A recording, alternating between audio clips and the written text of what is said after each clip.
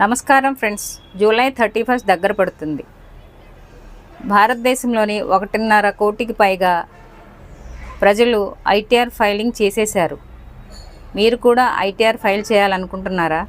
అయితే ఒక్క క్షణం ఆగండి. ఈ వీడియో చివరి వరకు చూడండి. మీరు ఏ మిస్టేక్స్ చేస్తున్నారో ఐటీఆర్ ఫైలింగ్ అప్పుడు మీకు అర్థమవుతుంది. ఏమి చేయకూడదో కూడా అర్థమవుతుంది. ఈసారి రూల్స్ కంప్లీట్గా మారిపోయాయి. చిన్న తప్పు చేసిన 5,000 జరిమానా కానీ, ఇన్కమ్ ట్యాక్స్ డిపార్ట్మెంట్ నుండి నోటీస్ కానీ వచ్చే అవకాశం ఉంది.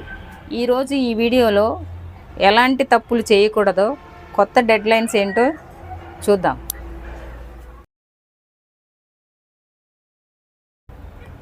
కొత్త గడువులు అప్డేట్స్.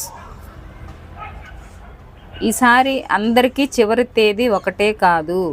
మీరు శాలరీ తీసుకునేవారైతే మీ డెడ్లైన్ 31 జూలై 2026. అదే మీరు ఫ్రీలాన్సర్ లేదా బిజినెస్ పార్ట్నర్ అయితే మీ డెడ్లైన్ ఆగస్ట్ 31, 2026. ఒకవేళ ఈ డేట్స్ మిస్ అయితే మీరు డిసెంబర్ 31, 2026 లోపు లేట్ ఫైన్తో ఐటీఆర్ ఫైల్ చేయొచ్చు. మీ ఆదాయం 5 లక్షల కంటే ఎక్కువగా ఉన్నట్లయితే 5,000 ఫైన్తో ఐటీఆర్ ఫైల్ చేయొచ్చు. అందుకే లాస్ట్ డేట్ వరకు వెయిట్ చేయకండి. మనం ఇన్కమ్ ట్యాక్స్ రిటర్న్స్ ఫైల్ చేసేటప్పుడు చేయకూడని 3 పెద్ద తప్పులు. పాయింట్ 1, తప్పుడు ఐటీఆర్ ఫామ్ ఎంచుకోవడం. చాలామంది చేసే మొదటి తప్పు రాంగ్ ఫామ్ సెలెక్ట్ చేయడం.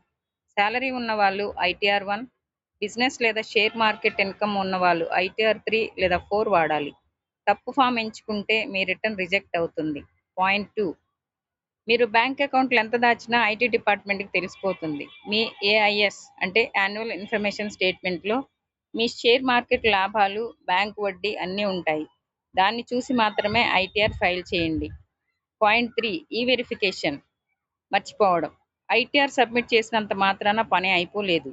ఫైల్ చేసిన 30 రోజుల లోపు ఆధార్, ఓటీపీ లేదా నెట్ బ్యాంకింగ్ ద్వారా ఈ వెరిఫై చేయాలి. లేకపోతే మీరు ఫైల్ చేసినా అది చెల్లదు.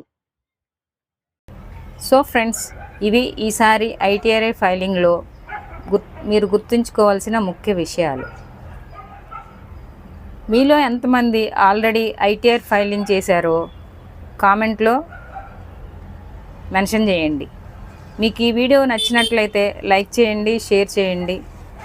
మరిన్ని అప్డేట్స్ కోసం మా వీడియోని సబ్స్క్రైబ్ చేయండి.